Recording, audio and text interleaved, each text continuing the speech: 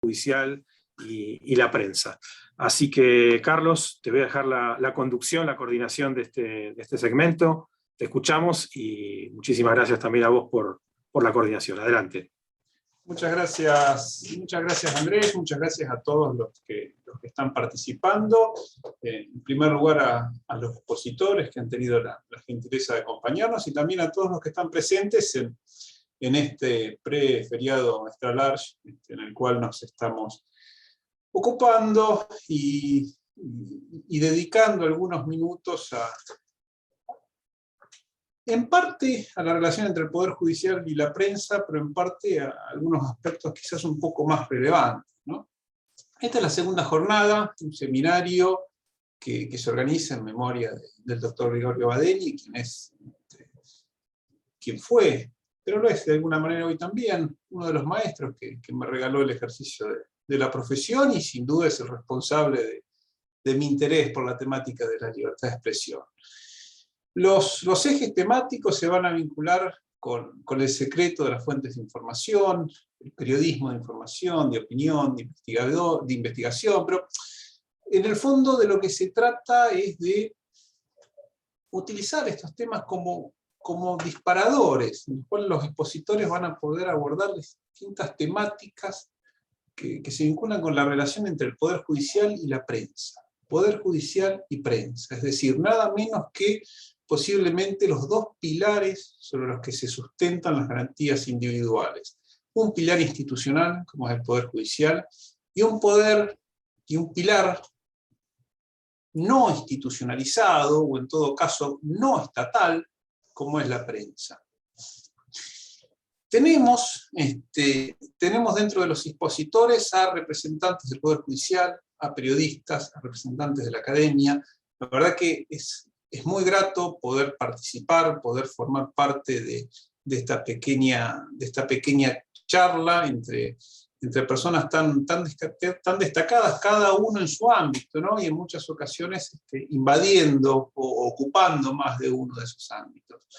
En primer lugar, vamos a escuchar al doctor Gastón Polo Olivera. Él es juez de la Cámara Nacional de Apelaciones en lo Civil de la capital federal, de la ciudad de Buenos Aires. Ha ejercido en ese foro durante muchos años también como juez de primera instancia, es docente universitario y tiene distintas publicaciones en cuestiones de derecho civil y comercial de nuestro país. Como juez ha intervenido en distintos casos resonantes en materia de prensa, de libertad de expresión, de acceso a la información, así que va a ser un placer comenzar esta jornada escuchando al doctor Polo Olivera. Doctor, cuando guste. Bueno, ¿qué tal? Buenas tardes. Buenas tardes a todos los participantes de este permite reunirnos a integrantes del Poder Judicial y a integrantes del periodismo y a miembros de los medios periodísticos para interactuar fuera de lo que podría ser un ámbito de conflicto, ¿no? Conflicto que nos puede tener como protagonistas o intervinientes o eventualmente como buscadores de información acerca de algún conflicto dentro del Poder Judicial.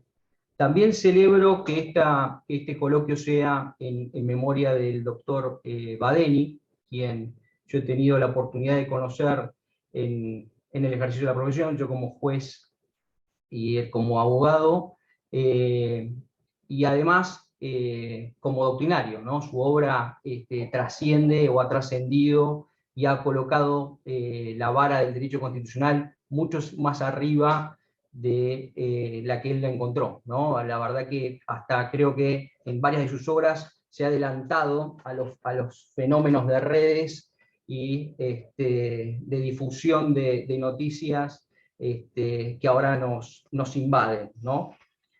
Bueno, hoy la verdad que tenía ganas de abordar un tema que me parece novedoso y sumamente citado y citado permanentemente y que nos involucra tanto al Poder Judicial como a los medios de prensa, medios de comunicación, periodistas, etc. Antes de eso, recordar, me parece que no viene mal, La verdad. a que la Constitución Nacional de la Argentina es tributaria de alguna manera de la Constitución Nacional o de la Constitución de los Estados Unidos. Y que esa Constitución de los Estados Unidos, a los efectos de su instalación para el conocimiento público, fue materia de difusión por parte de Hamilton, de Madison y Jay, mediante artículos dentro de medios periodísticos de Nueva York, donde en los medios periodísticos se pugnaba y se discutía acerca de los beneficios de una organización mediante una constitución, que era una cuestión sumamente novedosa para la ciencia política de la época, revolucionaria, y instalarla y hacerla, y no solamente difundirla, sino generar, digamos, un compromiso respecto de los futuros ciudadanos de los Estados Unidos, fue mediante la prensa. Con lo cual la prensa, la Constitución de los Estados Unidos y de alguna manera nuestra Constitución Nacional tienen un vínculo simbiótico, ¿no?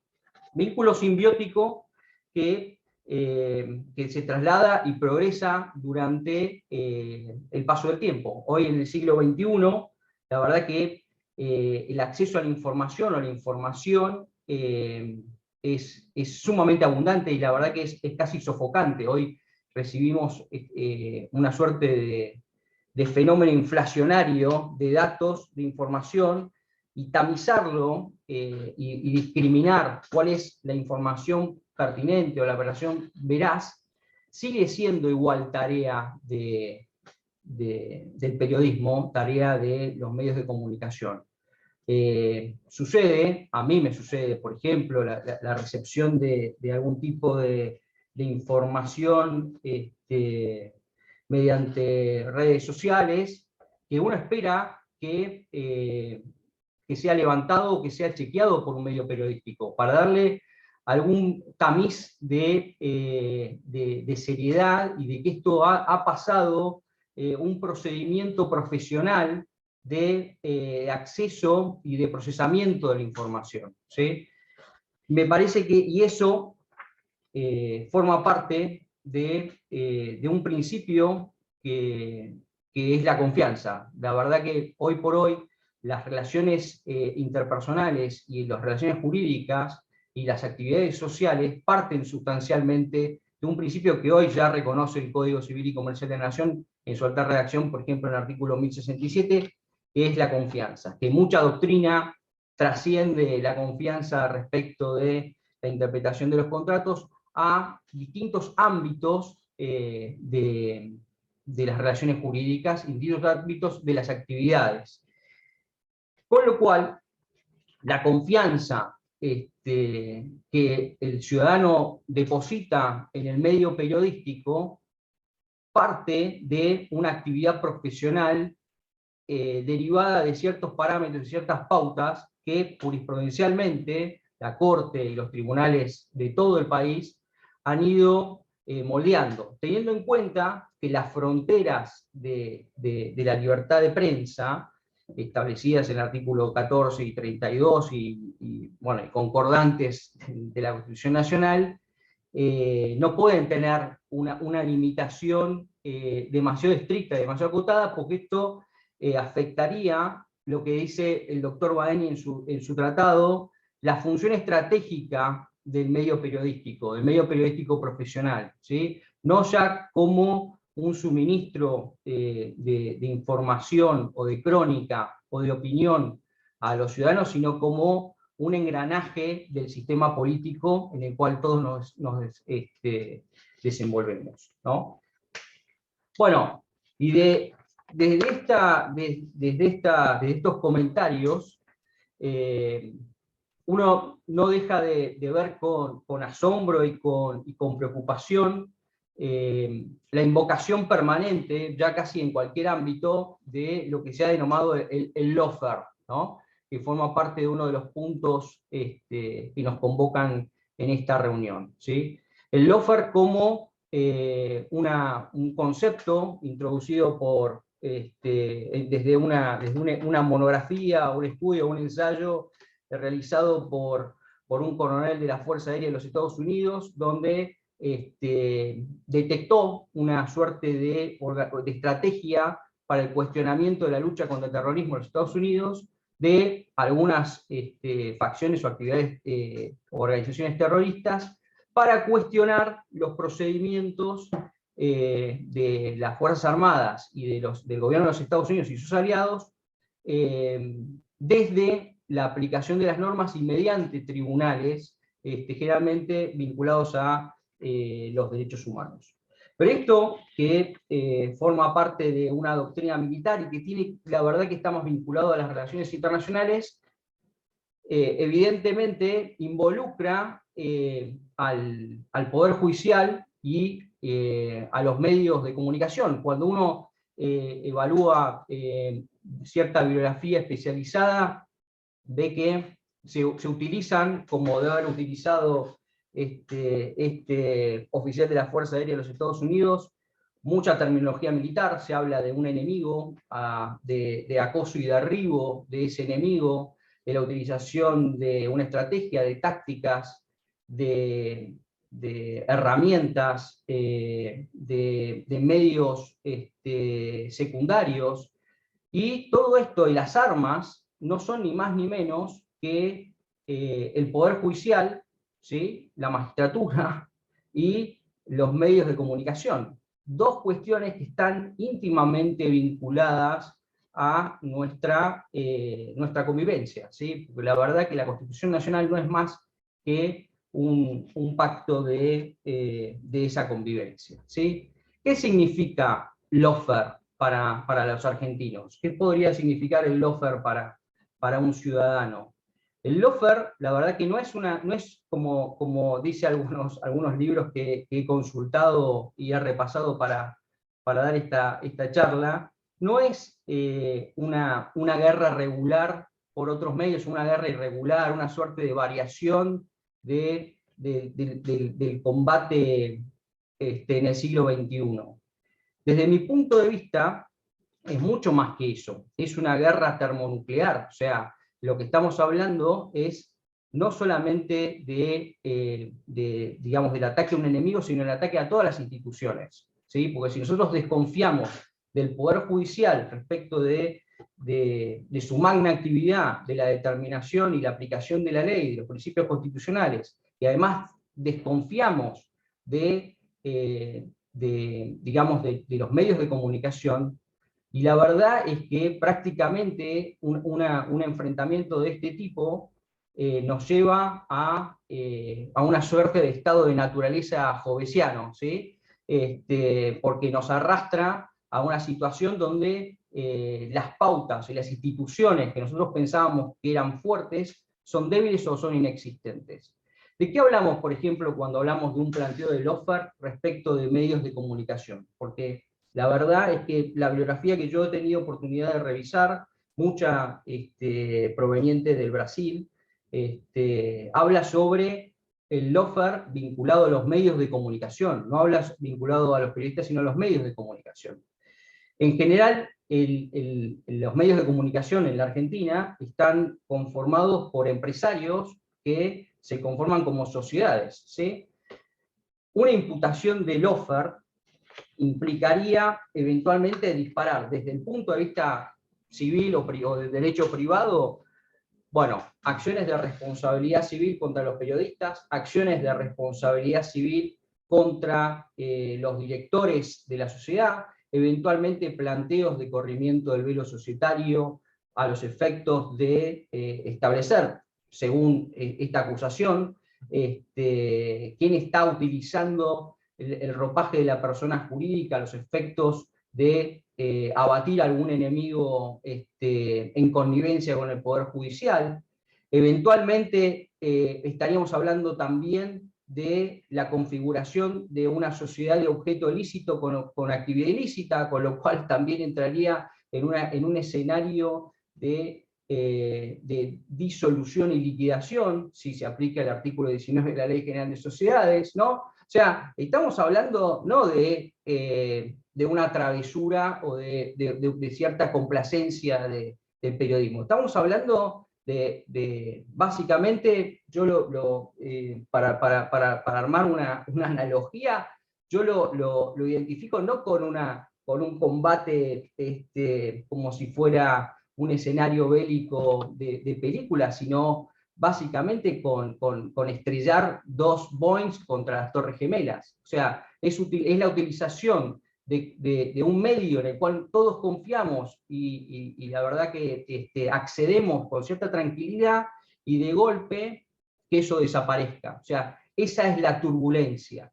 Y no es un escenario que, porque no se presente o porque solamente uno lo lea, no genera cierto resquemor, ¿sí? Ya evaluarlo ya implica una suerte de contingencia inmediata que podría eventualmente condicionar a los medios de comunicación, ¿no? Este escenario de eventual lawfare. Ni hablar de lo que nos toca a nosotros como miembros del Poder Judicial, que parece que somos una suerte de títeres o de instrumentos solamente influenciados por un poder superior que eventualmente podría manejarnos como marionetas para atacar blancos y enemigos, ¿no? Me parece muy, muy divertido y muy interesante el lenguaje y la dinámica pseudo-militar que tiene toda esta teoría, sin desconocer que eventualmente puede suceder, porque la verdad que la preservación de la democracia tiene que mantenerse con la guardia alta, ¿sí? Creo que es muy importante tener en cuenta que hablar de lawfare, que mancillar eventualmente la majestad del Poder Judicial y el importantísima función que cumple los medios de comunicación, ya de por sí es un deterioro y que va degradando las instituciones de manera muy pronunciada, ¿sí? Bueno, con estos temas por lo menos para pensar, y que a mí me han disparado algunas reflexiones, bueno, quedo abierto a preguntas que me hagan desde nuestros oyentes, porque estamos un poco virtuales actualmente y no veo a nadie. Muchísimas gracias, doctor. Bueno, ya han aparecido algunas preguntas en el chat. La idea, la mecánica de la jornada es escuchar a todos los expositores y después quedar abierto para las preguntas y el intercambio de opiniones entre todos. En el fondo, la mención a la confianza que hacíamos recién me hizo recordar una frase de un autor norteamericano, de Richard Posner, que insistía en que, en definitiva, la confianza no es más que un sustituto imperfecto de la información, ¿no? De alguna manera, lo que queremos hacer en este tipo de jornadas es poder mostrar, conocer lo que estamos haciendo y que la confianza la tengamos, pero que sea menos necesaria en tanto conozcamos realmente lo que ocurre del otro lado, ¿no? No es una cuestión de fe, sino conocer lo que ocurre del otro lado. Quien continúa ahora con el uso de la palabra es la doctora Marcela Basterra. Marcela es doctora en Derecho Constitucional y Derechos Humanos en la Universidad de Buenos Aires, es docente, titular de Derecho Constitucional en la misma casa de estudios, fue presidenta del Consejo de la Magistratura de la Ciudad Autónoma de Buenos Aires y, bueno, es autora de numerosas publicaciones académicas, muchas de ellas se relacionan directamente con la materia, ¿no? con lo que es libertad de expresión y acceso a la información específicamente. Así que es un placer, Marcela, que estés con nosotros y quedas al frente del uso de la palabra. Bueno, Carlos, muchísimas gracias. Agradezco a ADEPA esta invitación y lo felicito realmente a Andrés D'Alessandro, a Carlos Laplacet y a todo el equipo de ADEPA porque entiendo que se hicieron estas jornadas con muchísimo éxito, y además porque quiero sumarme sentidamente al homenaje al doctor Gregorio Badeni, un querido maestro constitucionalista muy respetado, no solamente por sus atributos profesionales, sino también por sus atributos personales, así que me sumo a ese homenaje.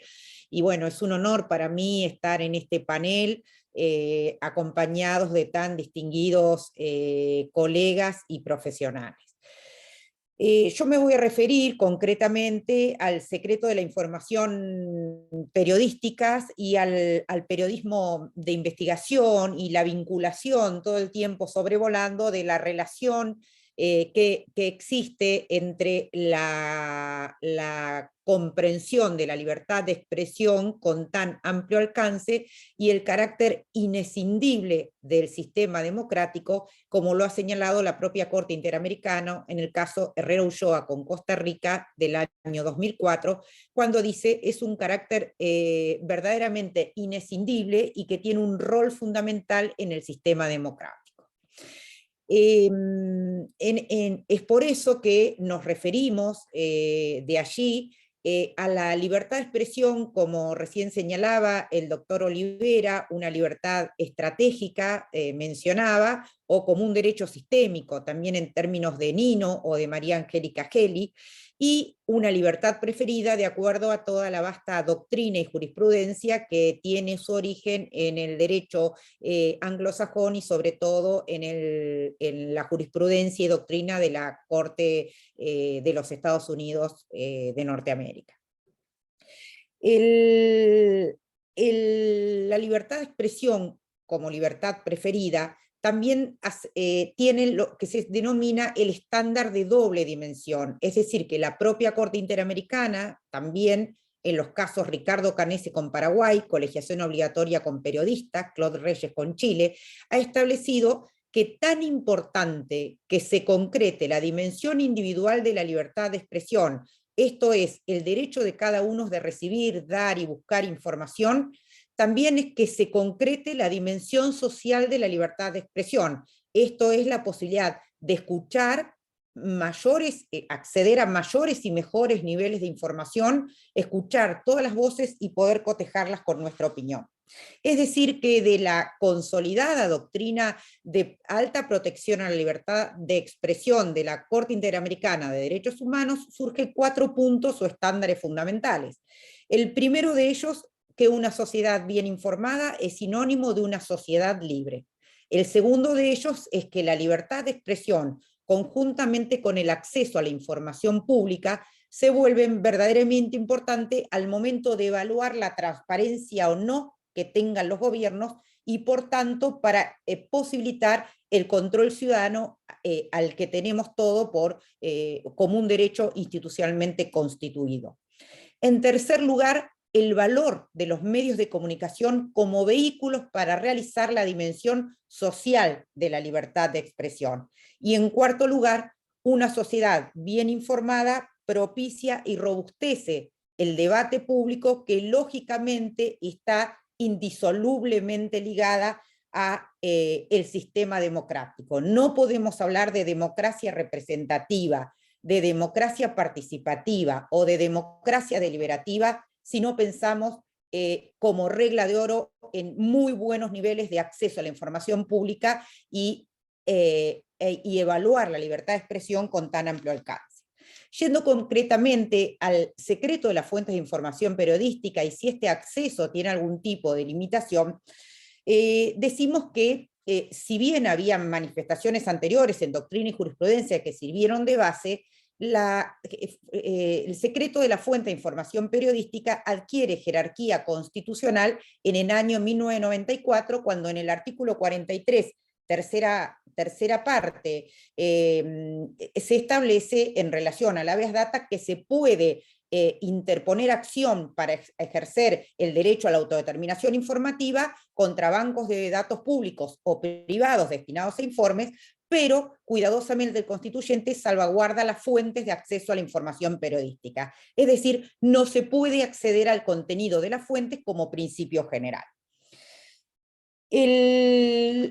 También en la Constitución del 94 se incorporan los pactos de derechos humanos con jerarquía constitucional. Y si bien el artículo 13 de la Convención Americana de Derechos Humanos establece en el párrafo primero la libertad de dar, buscar, recibir información de toda índole, sin distinción de fronteras, etc., en el punto 3 establece concretamente que el Estado y los particulares tienen el deber de no restringir el derecho a la expresión por vías o medios indirectos.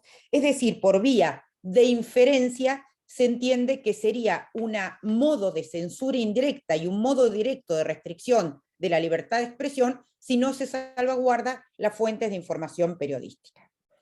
Es así entonces que la Corte Interamericana, ya desde el caso Bronstein con Perú del año 1999, entiende que la libertad de expresión no solamente se limita a la satisfacción de obligaciones de respeto, sino que genera obligaciones positivas en razón de protección, garantías de independencia y acceso a las fuentes. Dice, obligaciones que no solo pesan respecto de los poderes políticos, esto es el Ejecutivo y el Congreso, sino también pesan sobre el Poder Judicial, es decir, en todos los tres poderes del Estado, en sentido horizontal y en sentido vertical, y en sentido horizontal en todos los niveles de descentralización. La Corte Argentina ya había abordado el tema en el caso Ediciones La Urraca de 1991, que creo que fue una de las fuentes, sin duda, del artículo 43, tercera parte infine, que se refiere a la protección de las fuentes. Ya la Corte Suprema, en el caso Ediciones La Urraca, establece la importancia que tienen los informadores al momento de ser justamente formadores de opinión pública, y la incidencia que esto tiene en el sistema republicano, en los procesos electorales. Por lo tanto, dice, el Estado tiene que brindar todos los medios necesarios para que la tarea se realice con independencia y libre de toda coacción. Agrega la Corte también que la injerencia de los gobiernos en la formación de las noticias, que, entre paréntesis, el secreto de la fuente de información es fundamental en el proceso de formación de las noticias, torna imposible, es decir, si intervienen los gobiernos en el proceso de formación de noticias, torna imposible el control ciudadano y el control de la sociedad civil y de los distintos actores por parte de la sociedad respecto de los gobiernos, más allá de quienes sean los gobiernos en turno. Pero dicho esto, también debemos decir con Herrera, con Maciotra, y como propio Tribunal Constitucional colombiano lo ha señalado ya desde la década del 90 con una jurisprudencia sostenida, y la propia Corte Interamericana lo ha dicho en Herrera Ulloa con Costa Rica, esto no es solamente un derecho del periodista, sino es un deber ético también del periodista de preservar las fuentes de información. Por eso reviste la calidad de derecho-deber.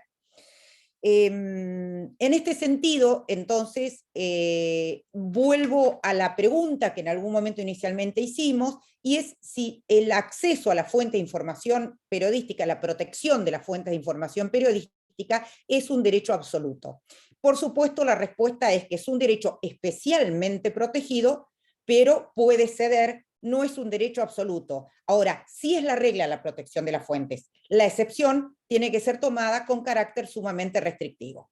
Así lo señaló la Cámara Nacional Criminal y Correccional en el caso Tomás Catán del año 2002, en que un juez instructor había ordenado que se releven todas las llamadas y entrantes del periodista Tomás Catán, y ahí van a estar también los datos de sus informantes. Si bien el periodista alega, ya era el año 2002, invoca el artículo 43, tercera parte, para preservar las fuentes, la Cámara sostiene que no es un derecho absoluto, justamente, pero pondera en este caso que había otros medios de prueba. Esto es que entiende la Cámara que la develación del secreto de la fuente de información periodística constituye la última ratio al momento del esclarecimiento de una cuestión criminal o de una cuestión penal que se esté investigando.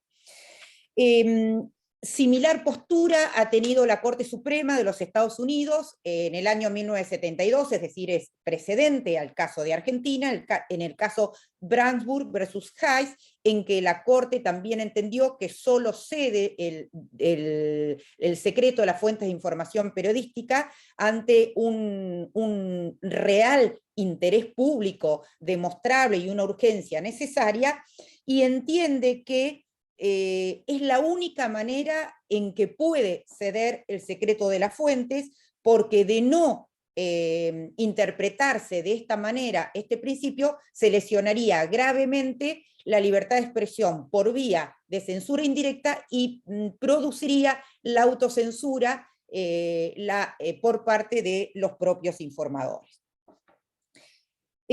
Por último, en Argentina, el caso Santoro, paradigmático caso Santoro, que acá veo que está Daniel en el evento, que realmente él había sido procesado por el juez de primera instancia y fue revocado por la Cámara Federal de Mar del Plata, acusado de obligaciones de acción, operaciones de acción psicológica, lavado de información, etcétera. Y primero obligándolo a que dé sus fuentes de información y después con el procesamiento, lo que constituye por lo menos una medida muy sospechosa de alineación de la prensa cuando hay tan fuerte intervención por parte de los magistrados en determinadas causas concretas. De manera tal que la Cámara Federal de Mar del Plata anula el procesamiento, tiene en cuenta y cita el juez Eduardo Jiménez, cita al académico Antonio María Hernández, que actúa de amicus curia, y hace un razonamiento la Cámara, a través del voto de Jiménez, que el valor jurídico que informa la libertad de expresión está constituido por el pluralismo jurídico y por el pluralismo de ideas o ideológico, que llevado a lo institucional se transforma, o proyectado al aspecto institucional, en pluralismo político, inescindible, como yo decía anteriormente, de la democracia. Por lo tanto lo vincula con que no hay posibilidad de democracia participativa ni control sobre los actos de gobierno, sino se tiene extremo cuidado en los recaudos y los límites que se le va a poner a la prensa y sobre todo a la libertad de protección que hay sobre el derecho de secreto de las fuentes de información periodística. Bueno, en los estándares internacionales en la materia, brevemente menciono, hago una mención rápida de lo importante que fue el emblemático caso que fue el Watergate, cuando los periodistas que dieron a conocer la noticia que se conoció a través de escuchas ilegales, produjeron un escándalo tan grande que se dio ni más ni menos que la renuncia del presidente de los Estados Unidos, el caso Nixon. Los periodistas ganaron el premio Pulitzer y el asistente que había sido acusado penalmente, finalmente ante el escándalo el FBI tuvo que retirar los cargos y no fue sometido al gran jurado.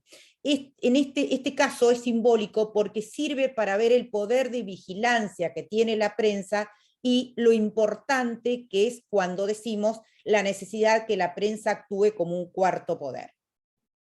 En similar sentido, por solo dar un ejemplo, la Corte Europea de Derechos Humanos, en el caso Goodwin con Reino Unido de 1996, en que un periodista, entendiendo que había una lesión en su derecho al artículo 10 del Estatuto Europeo de Derechos Humanos,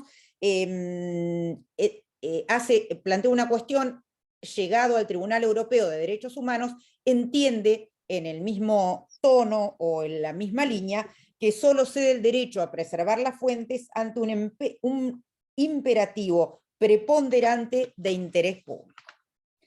Cierro diciendo de la importancia que tiene, para cerrar el círculo, el periodismo de investigación con la investigación justamente de los hechos de corrupción. Y esto se vuelve verdaderamente importante justamente por el control social que se puede hacer sobre los distintos gobiernos, y no solamente sobre los gobiernos, sino otros poderes fácticos por parte de los individuos y los diferentes actores sociales.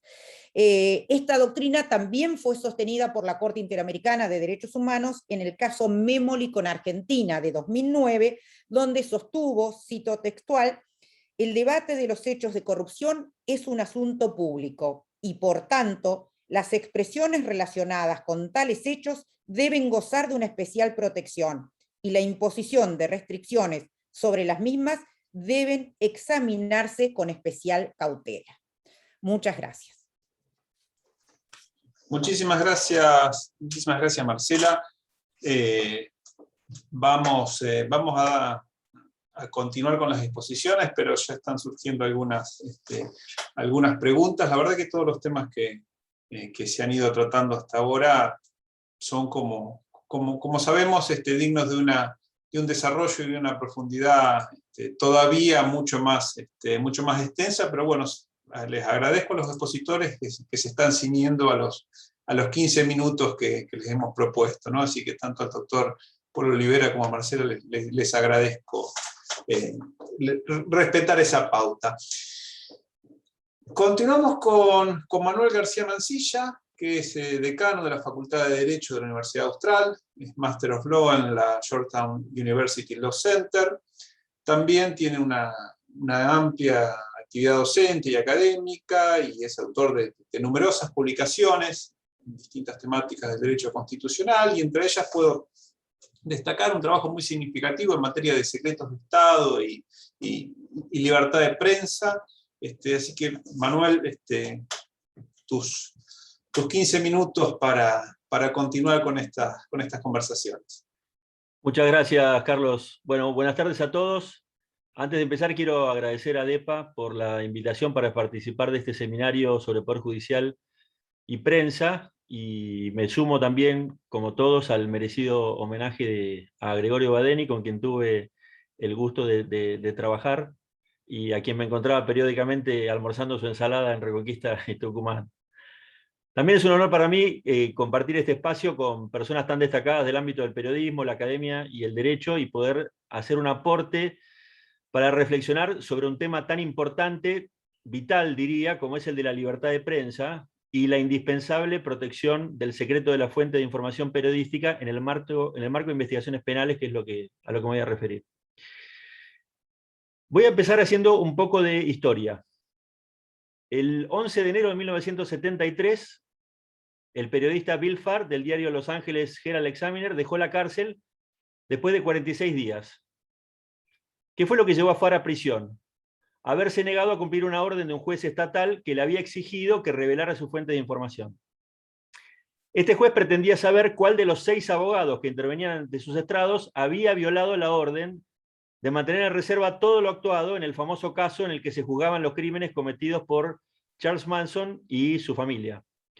Farr había publicado varias notas revelando que durante el juicio se había expuesto un plan del clan Manson para asesinar a Elizabeth Taylor, Frank Sinatra y a otras personas famosas. El juez presionó al periodista para que revelara con quién había hablado, y Farr invocó una ley del Estado de California que protegía el secreto de la fuente de información. Varios meses después, el periodista dejó el diario y se convirtió en un vocero de un fiscal de distrito. Y el juez se enteró. Entonces lo volvió a citar para exigirle que, dado que había perdido ahora su condición de periodista, revelara entonces las fuentes. Honrando el deber de confidencialidad que había asumido, Bill Farr se negó nuevamente a cumplir con la orden judicial y por eso fue arrestado por desacato. Luego de un mes y medio en la cárcel, el periodista sería finalmente liberado por un juez de la Corte Suprema de los Estados Unidos, William Orville Douglas. Apenas unos días después de la liberación de Farr, otro periodista sería llevado a la cárcel en los Estados Unidos. Esta vez no por decisión de un juez, sino del FBI. El 31 de enero de 1973, Les Whitten, un conocido periodista de investigación, fue arrestado en Washington, D.C. por un grupo de agentes armados del FBI. Whitten era en ese momento el principal colaborador de Jack Anderson, con quien escribía en el Washington Merry-Go-Round una de las columnas más leídas de la época, que tenía más de 40 millones de lectores. Muchas de esas notas se basaban en información de gobierno confidencial y clasificada. De hecho, Whitten fue arrestado cuando cargaba en su auto 2 cajas con documentación del gobierno federal. El FBI lo acusó de tener en su posesión documentos clasificados que habían sido previamente robados al gobierno federal, y por eso le inició acciones penales. El arresto de Whitten, como recordó la doctora Basterra, se produjo en medio del escándalo del Watergate. El clima de la época era de abierta hostilidad hacia la prensa, especialmente por parte del presidente Richard Nixon y su vice Spiro Agnew. Los dos acusaban a los medios de tener un poder concentrado sobre la opinión pública. Para Agnew, por ejemplo, los medios de prensa eran una pequeña élite no elegida por nadie que concentraban un poder sobre la opinión pública totalmente desconocido en la historia. Y a instancias de Nixon y de varios de sus colaboradores se impulsaron varias acciones ilegales de persecución contra diarios y periodistas desde agencias del gobierno federal, incluida la impositiva, el IRS. El espíritu de esas iniciativas queda expuesto en un memorándum de la Casa Blanca en el que se explicaba que había que buscar la mejor forma de, y cito, usar la maquinaria federal disponible para joder a nuestros enemigos políticos. Fin de la cita. Ese era el marco, obviamente peculiar, en el que el FBI buscaba conseguir una condena contra Whitten. El periodista se defendió explicando que había sido arrestado al momento en que estaba por devolver a su fuente las cajas de documentación luego de haberlas consultado. Es decir, alegó que se lo estaba persiguiendo penalmente por ejercer su profesión. Como bien recordó Marcela, la acusación del FBI fue rechazada el 15 de febrero de 1973 por el gran jury que se constituyó para investigar el caso. Y por eso los tribunales no tuvieron que pronunciarse sobre el fondo del asunto.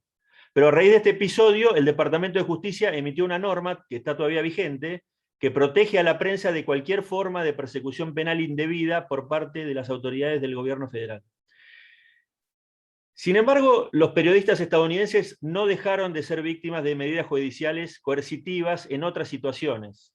Doy algunos ejemplos. En el verano de 1978, el periodista Myron Farber del New York Times estuvo 40 días en prisión por negarse a obedecer la orden de un tribunal del estado de Nueva Jersey que lo obligaba a revelar su fuente de información confidencial. Más recientemente, y en un caso muy conocido, la periodista Judith Miller, también del diario The New York Times, pasó 85 días en prisión en 2005 por negarse a revelar quién había sido la fuente consultada para un artículo en el que se revelaba la identidad de un agente de la CIA. Y la detención de Miller es hasta ahora la más larga que un periodista haya sufrido en la historia de los Estados Unidos.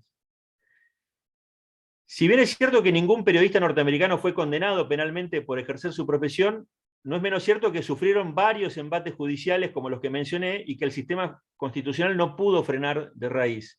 De hecho, el gobierno de Barack Obama sometió a investigación criminal a varios periodistas en su cruzada en contra de los funcionarios y agentes del gobierno federal que filtraron a la prensa información clasificada de forma masiva. Y algo similar, aunque con mayor escándalo, ocurrió también durante el gobierno de Donald Trump. Llegados a este punto, ustedes se preguntarán por qué traigo a colación estos casos. Algo adelantó el doctor Polo Olivera.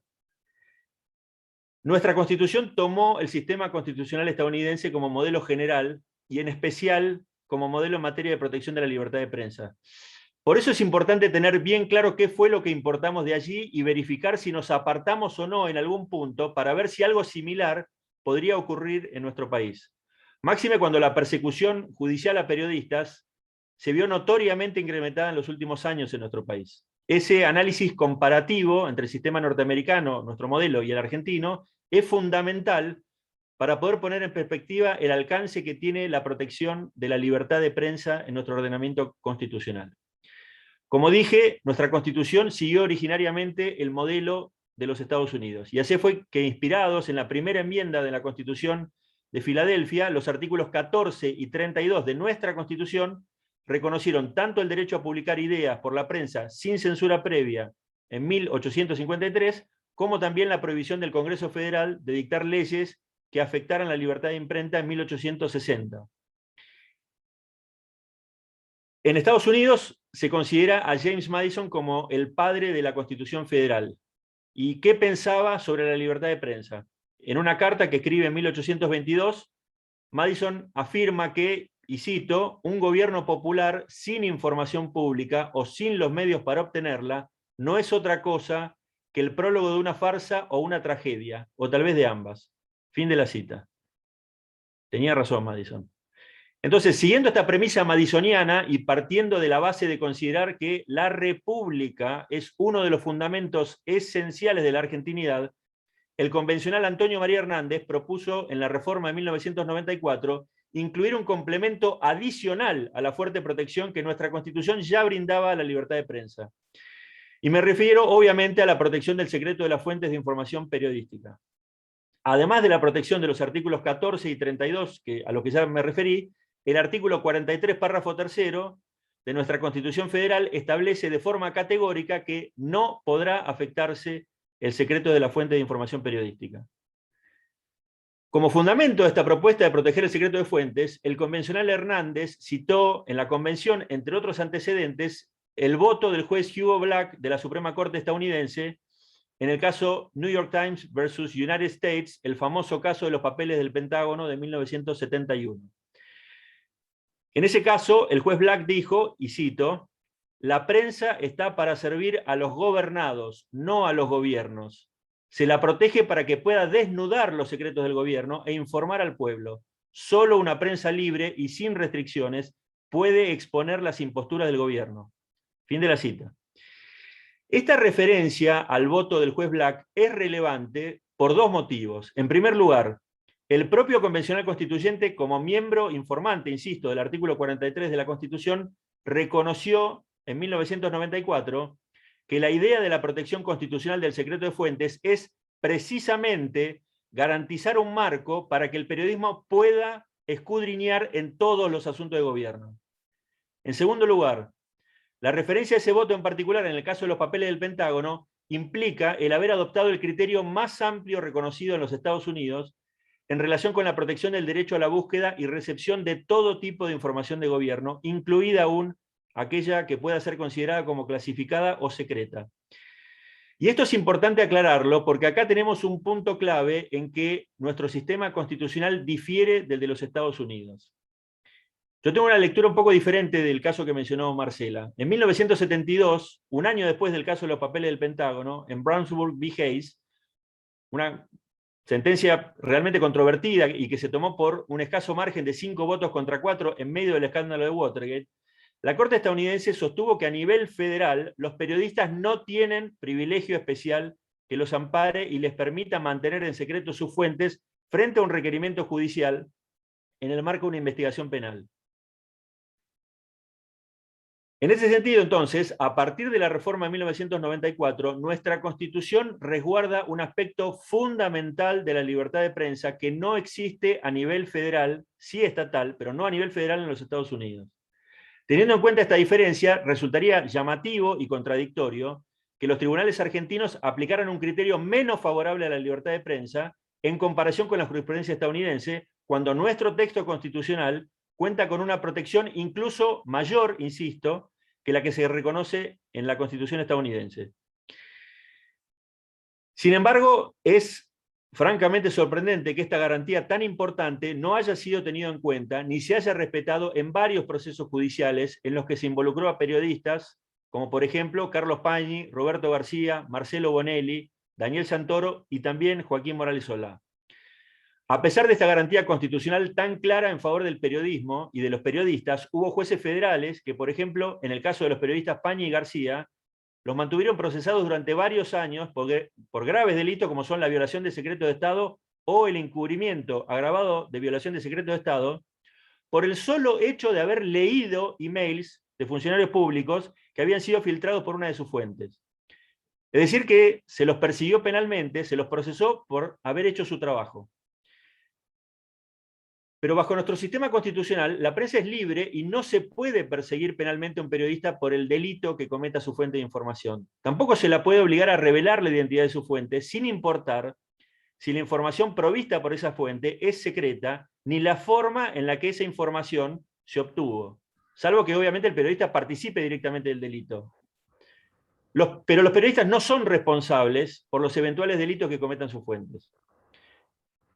Algunos jueces parecen no querer entender lo que dispone nuestra Constitución. Y así fue que Daniel Santoro fue procesado hace poco tiempo por el juez Luis Rodríguez por la mera publicación de notas en un diario.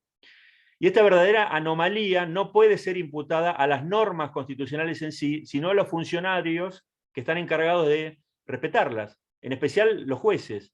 Rara vez consideran todo el esquema de protección de la libertad de prensa, incluido el artículo 43, con la seriedad que se merece.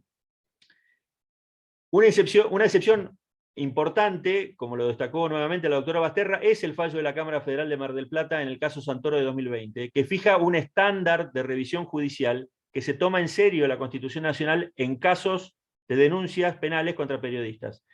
En particular, el voto del juez Eduardo Pablo Jiménez advierte correctamente que los jueces tienen que tener una mirada extremadamente cuidadosa para impedir que una resolución judicial se convierta de forma directa o indirecta en un desconocimiento de la libertad de prensa y se sancionen prácticas que se presentan normalmente en la relación de un periodista con su fuente de información, particularmente en el caso del periodismo de investigación. Ese voto destaca con razón la especial exigencia de preservar la libertad de prensa y de evitar al máximo la intrusión del sistema penal en la relación entre el periodista y su fuente. El juez Jiménez propone correctamente que los jueces apliquen un escrutinio riguroso que permita el tratamiento de denuncias penales contra periodistas que se manejan utilizando fuentes en su ámbito de investigación profesional. Ese test impone a los jueces analizar cuidadosamente estas denuncias con particular prudencia, resguardando en primer lugar celosamente el derecho constitucional de los periodistas a informar. El punto de partida, entonces, debe ser siempre la defensa y preservación de la libertad de prensa, expresión e investigación, salvo que se acredite un interés de peso tal que permita abrir la pesada puerta de esa verdadera fortaleza constitucional que protege a la libertad de prensa en nuestro país. Hay un punto, antes de terminar, hay un punto adicional que quiero recordar, y nuevamente comparto en esto lo que dijo Marcela Basterra, que es el rol indispensable que tiene el periodismo de investigación para exponer la corrupción en los distintos niveles de gobierno. Por un lado, la Constitución Nacional reconoce y protege la libertad de prensa para que la sociedad pueda ejercer un control sobre las personas que ejercen el poder. Se trata de la contracara del principio de publicidad de los actos de gobierno y de la responsabilidad de los gobernantes. Para poder hacer efectiva esa responsabilidad y la rendición de cuentas correspondiente, es lógicamente imprescindible que los actos de nuestros gobernantes puedan ser conocidos por el electorado. Y esa publicidad solo es posible a través del libre funcionamiento de los medios técnicos de comunicación social, especialmente de la prensa y de los periodistas. Por eso la forma representativa y republicana de gobierno presupone el deber de informar y el derecho de los ciudadanos a acceder a esa información.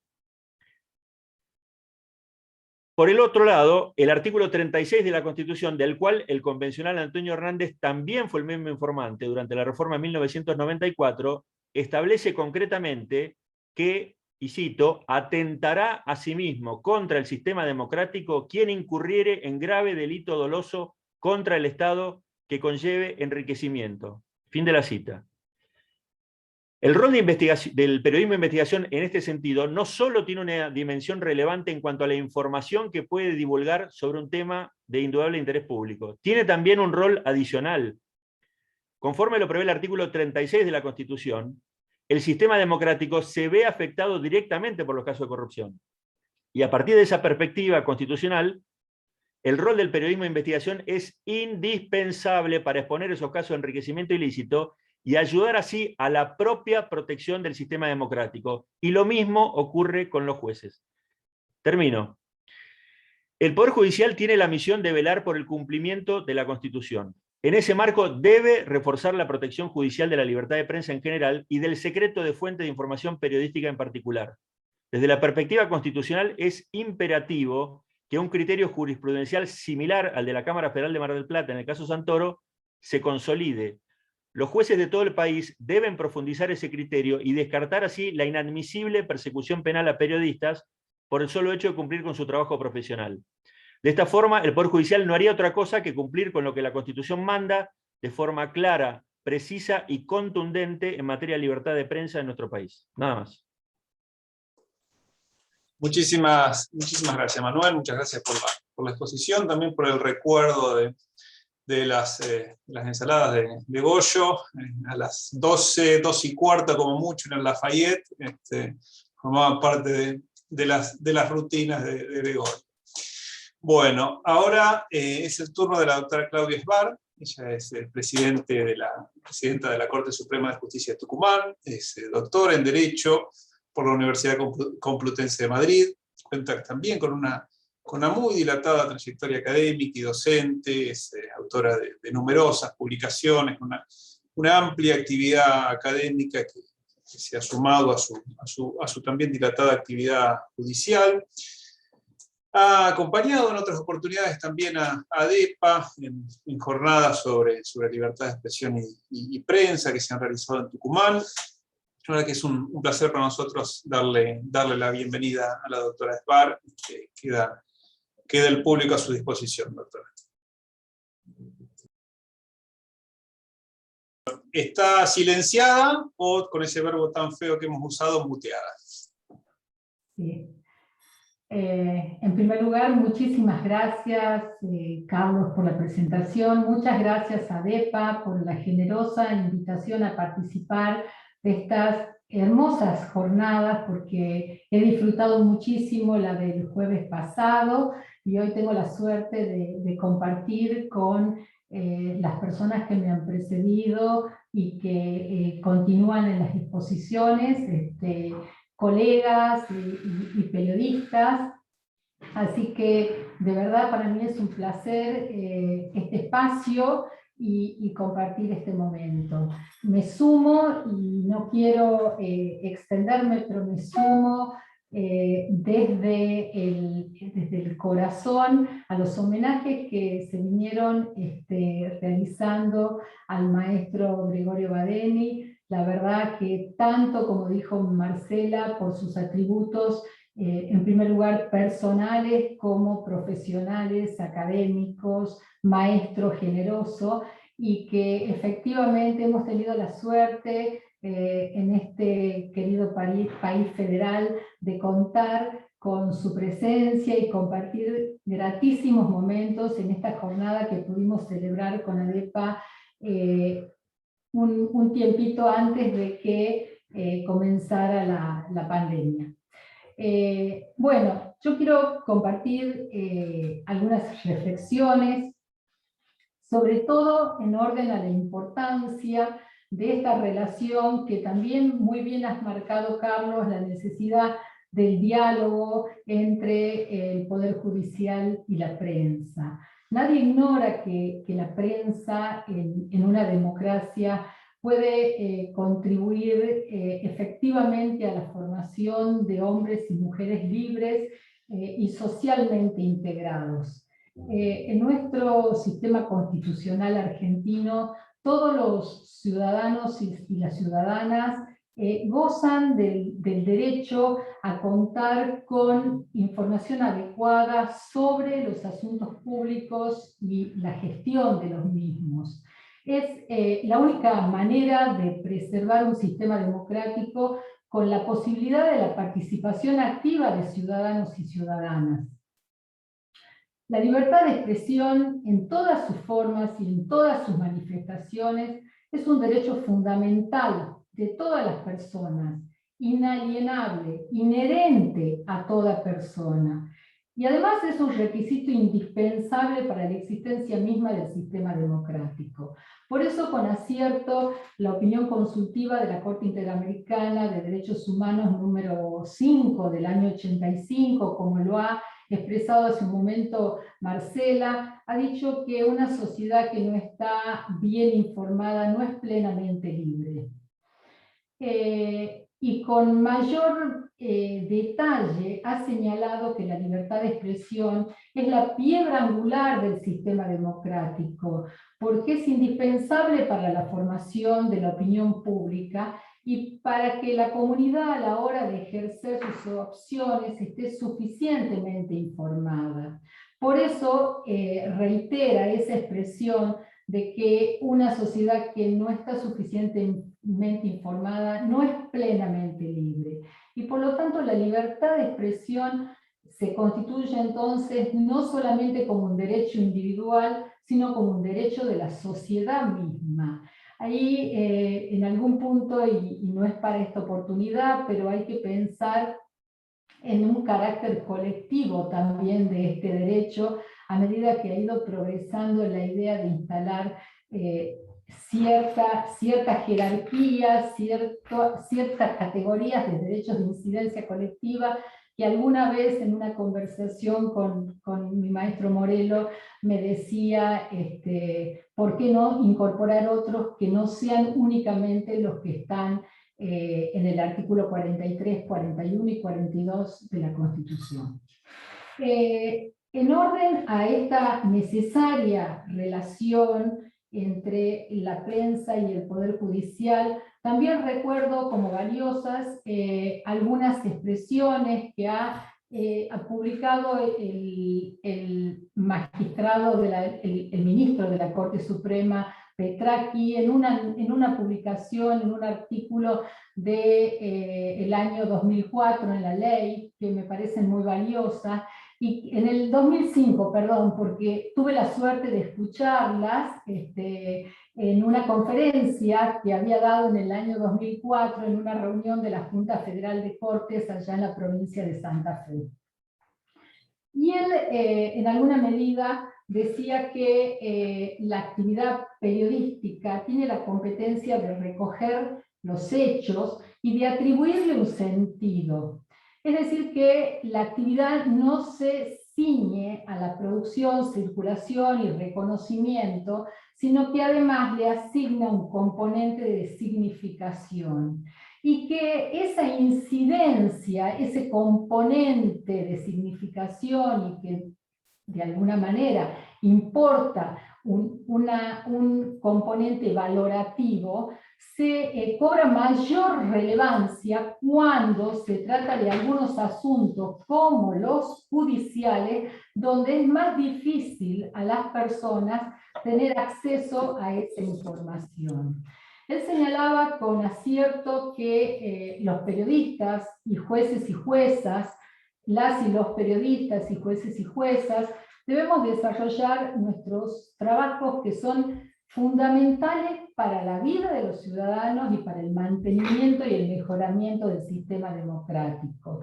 Y en esa línea decía, bueno, las y los periodistas, es importante que se difunda la información con la mayor veracidad, con la mayor objetividad, de alguna manera, de esta manera fortaleciendo el pluralismo. Y por otra parte, que jueces y juezas, a través y por intermedio y con la ley y el derecho en general, se ocupen de dar a cada uno lo suyo, entendiendo, tratando de determinar con justicia y equidad qué es lo suyo de cada uno. En esa línea, él advertía, y yo quiero reproducir porque adhiero a la idea, de que debe existir, lo lógico y lo razonable es una relación de colaboración entre el periodismo y el Poder Judicial. Desde la justicia dando toda la información, la oportunidad en que corresponda dar esa información. Y desde la prensa, transmitiendo con la mayor veracidad, con la mayor dosis de objetividad, esa información, por supuesto, tratando y cuidando de no dañar el debido proceso.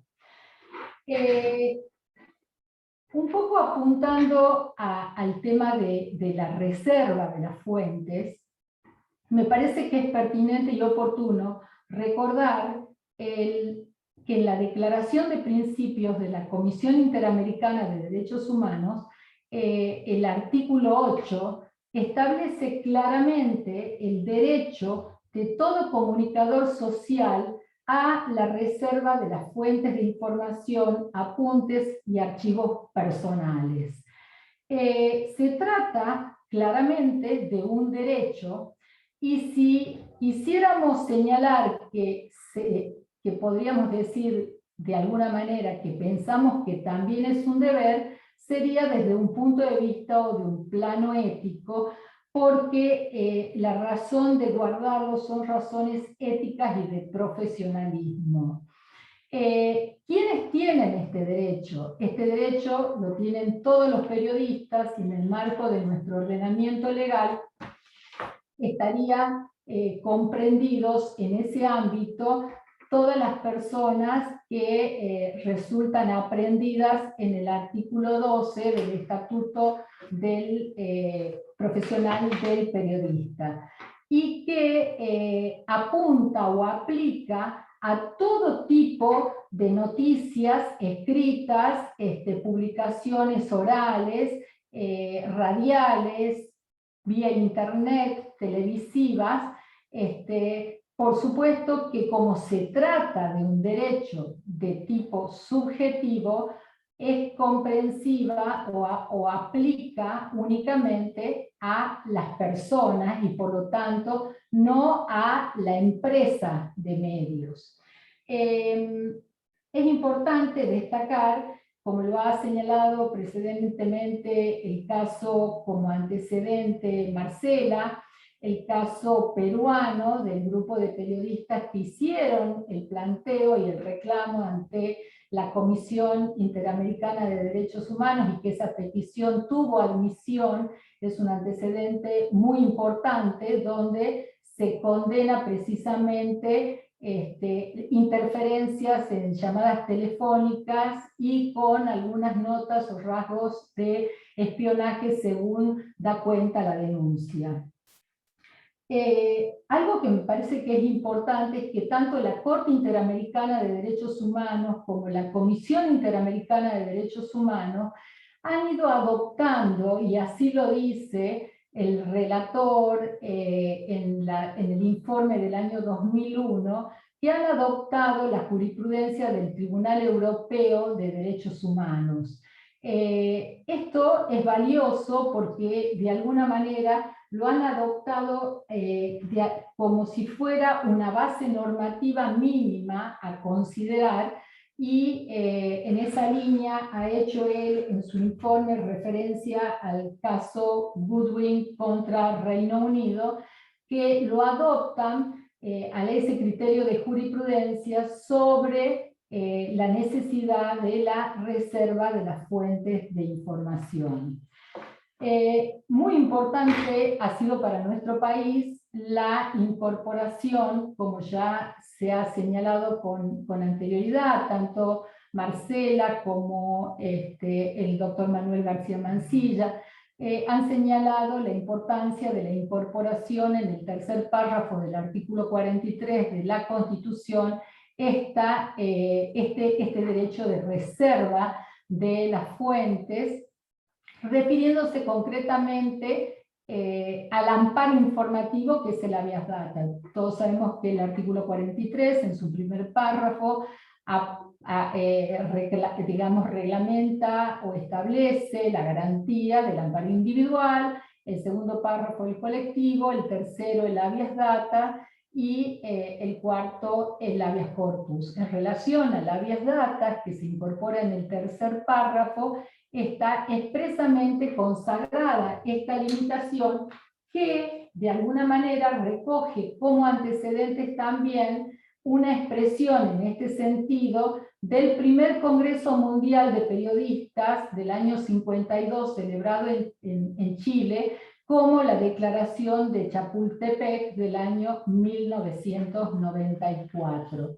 Los temas que generan realmente y han generado cuestiones en la doctrina están vinculados al carácter absoluto o relativo de este derecho, por una parte, y en orden a este punto, como en casi todas las cuestiones de derecho, hay posiciones encontradas, pero hay un piso mínimo que creo que todos y todas estamos de acuerdo en que el límite está de alguna manera marcado por el supuesto de un delito en curso o a punto de cometerse.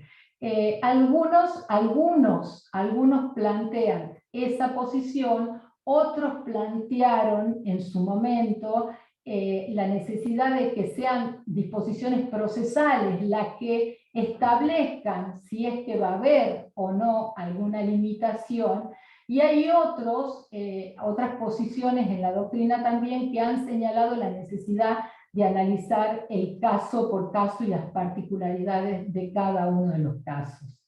Otra cuestión que tampoco, digamos que no es menor y que me parece también interesante que se plantea en orden a este punto, está vinculado a si esta reserva del secreto profesional en orden a la fuente se limita a la fuente de información o también es comprensiva de los datos registrados en archivos, ¿no? Esta discusión también se ha dado a partir de la Ley de Protección de Datos Personales, que expresamente señala que la reserva no es solamente en relación a la fuente, sino también a los datos de los registros. Hay posiciones encontradas. María Angélica Geli, por ejemplo, ella piensa que en este sentido la ley se ha extralimitado de los términos del artículo 43 de la Constitución, que solamente apunta a las fuentes de información. Pero hay opiniones encontradas. A ver, creo que algo fundamental en este tema es tener claro cuáles son los bienes jurídicos que están protegidos. Y aquí me parece que hay dos órdenes fundamentales de bienes jurídicos protegidos. Uno es sin duda la identidad de la fuente de información, que tiene un fundamento en el derecho a la privacidad de esa persona, y que muchas veces podría ponerse en riesgo su vida, su integridad, su trabajo, y es fundamental esa protección. Y de otra parte también, otro bien jurídico protegido que digamos a la par, es el de la eficacia de la tarea del periodismo. O sea, es fundamental y hace a la eficacia poder contar con esta garantía constitucional para obtener los datos con mayor eficiencia y no poner en riesgo la fuente de información. Alguna reflexión más de tipo quizás menos jurídica, pero que también se ha hecho desde la Fundación, un poco para terminar, desde la Fundación García Márquez de Gabo, en orden a los límites, decían, por ahí no es tan bueno abusar del secreto cuando no hay ninguna restricción por parte de la fuente, porque para los consumidores de la noticia, para todas aquellas personas que reciben la información, es saludable saber cuál es la fuente. Pero, por supuesto, el pacto de confidencialidad apunta sustancialmente a proteger y a garantizar la fuente y a, de alguna manera, tornar más expedito el camino para obtener datos verdaderos. Bueno, creo que no me he extendido y no me gustaría hacerlo, y con esto termino las reflexiones que quería compartir con todos ustedes. Muchísimas gracias, Claudia. Es interesante porque a medida que van avanzando las exposiciones se van respondiendo al mismo tiempo muchas de las preguntas que se van haciendo, ¿no? Anteriormente preguntaban qué ocurrió en Argentina con esta cuestión, y bueno, después vino el doctor García Mansilla que explicó, y ahora la doctora Esbar que insiste sobre los distintos fundamentos jurídicos que tiene la protección del secreto y al mismo tiempo, de alguna manera, responden por qué en ocasiones esto no ocurre. La verdad que no es un problema de los jueces, es un problema de todos que no nos ponemos de acuerdo acerca del alcance también de esta garantía o derecho, ¿no? Para cerrar las exposiciones, vamos a tener el placer de escuchar a Joaquín Morales Solá. Joaquín es conocido por todos, él es presidente de la Academia Nacional de Periodismo, es uno de los periodistas más reconocidos y con una trayectoria más amplia en nuestro país, entre muchos otros premios y reconocimientos que ha merecido su labor periodística. Me voy a limitar a mencionar la Orden al Mérito de la República Italiana, la Orden de Isabel la Católica del Reino de España, la Orden Nacional al Mérito de la República de Francia, es decir, no es un problema de republicanos y monárquicos, lo han galardonado por igual en cualquiera de esos ámbitos, y ha formado en distintas ocasiones parte de estos seminarios de ADEPA, así que es un placer que Joaquín se sume nuevamente con nosotros, y es su turno ahora, doctor.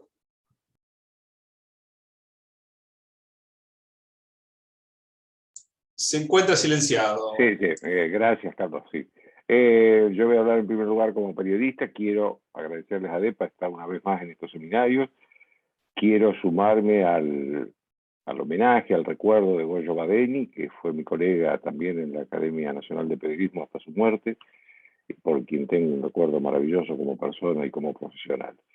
Lo primero que quiero destacar acá es algo que se mencionó y que creo que es la conquista más importante que tuvo el periodismo desde la restauración democrática en 1983, y es la reforma constitucional del 94 que incorporó la protección constitucional de las fuentes de información de los periodistas.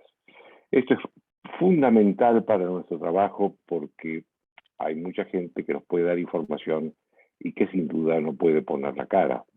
Es habitual en el mundo esto, no es un tema solamente en Argentina. En Estados Unidos hay un método muy habitual en que cuando un funcionario público empieza una conversación con un periodista, lo primero que aclara es si esa conversación es en off o en on the record. El off the record, quiero hacer un párrafo para subrayar la importancia que tiene eso. El off the record es un compromiso sagrado del periodismo, que incluye, por supuesto, fundamentalmente a la protección de la fuente de información. Yo estoy cansado de ir fundamentalmente a Comodoro Pi, a que los jueces me pidan las fuentes de información, y a todos les digo, usted sabe, doctor, que mi fuente de información está protegida por la Constitución, no hay ningún otro problema. Recuerdo como anécdota una vez que el doctor, y puedo hablar porque desgraciadamente falleció, el doctor Bonadío me llamó para pedirme, obviamente tenía que cumplir el rito de pedirme si podía aportar la fuente de información para una causa. Y entonces cuando me siento frente a él me dice, mire, yo ya sé que me va a contestar a usted, así que al secretario le digo, ponga que yo le pregunté tal cosa y que él contestó que sus fuentes periodísticas están protegidas, y mientras él escribe el acta nosotros contestamos otra cosa. Esta es, ahora, que nos han seguido persiguiendo después del año 94, sí, nos han seguido persiguiendo. El caso más claro es el de Daniel Santoro, porque es el caso que ha tenido más notoriedad y al periodista que más lo han difamado y afectado en el ámbito público, y un juez lo ha procesado. ¿Nos han perseguido? Sí. ¿Nos han procesado? Sí. Ahora, ¿nos han puesto preso algunos? No. Y esta es una diferencia fundamental y es un paso adelante que tenemos con respecto, como bien decía el doctor García Mancilla, con respecto de los Estados Unidos. Por supuesto, no estoy de acuerdo con la doctora Sbar, y tengo que remarcar que no estoy de acuerdo con la doctora Sbar porque además suena como candidata a futura ministra de la Corte Suprema de la Nación, creo que se tiene que quedar tranquila por ahora porque va a vivir tranquila en Tucumán un tiempo, porque hasta que esto se resuelva va a ser largo. Pero sí no estoy de acuerdo cuando ella dice que la protección es al periodista, no a las empresas periodísticas. No estoy de acuerdo con el concepto en general de dividir a los periodistas de las empresas periodísticas, porque no hay empresas periodísticas sin periodistas y no hay periodistas sin empresas periodísticas. Y además esto crea el resquicio de que un juez diga muy bien la fuente de información de ese periodista, porque es periodista, está protegida. Pero lo voy a meter preso al dueño de la empresa porque a lo mejor él sabe cuál es la fuente de información del periodista. Esto me parece que es un resquicio peligroso que le dejamos a la interpretación de un párrafo muy claro de la Constitución, y es precisamente la protección de las fuentes de información. Y yo les quiero decir que hasta los jueces necesitan de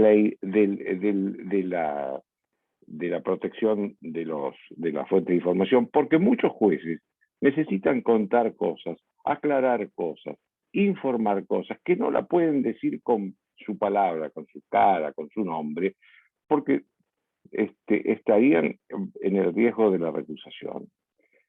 A mí me ha pasado mil veces eso, y yo creo que, digamos, hay que ser claro en que la protección, en que el off the record es fundamental para el trabajo del periodista. Que para el periodista es sagrado el respeto a los off the record. Y que los jueces tienen que entender ese párrafo diáfano, claro, del artículo 43 de la Constitución. No se necesita ninguna interpretación más. Ahí está todo.